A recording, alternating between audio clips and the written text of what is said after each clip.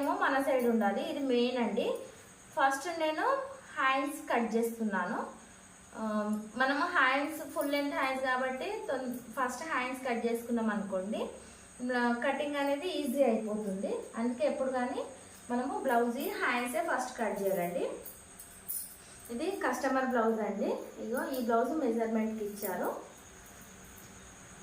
ఇది ఇక్కడ కుచ్చులు ఉన్నాయి కాబట్టి ఇది ఇట్లనే దగ్గరికి పట్టుకొని కొలత అనేది తీసుకుంటున్నానండి. ఇలా ఉల్టా తీయాలి.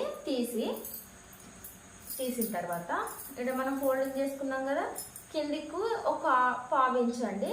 హ్యాండ్స్ ఇక్కడ వరకు వచ్చినాయి కదా, మీదికి ఒక 1/4 ఇంచు ఇలా కొలుచుకోవాలి. కొలుచుకొని ఒక మార్కింగ్ చేయాలి. మార్కింగ్ చేసిన తర్వాత ఇది ఇట్లా స్ట్రైట్ గీయాలండి. గీసిన తర్వాత ఇక్కడ నుండి కింది వైపు ఒక 2 ఇంచులు ఇలా మార్కింగ్ చేసుకొని దీని మధ్య నుండి ఇలా గీసుకోవాలండి.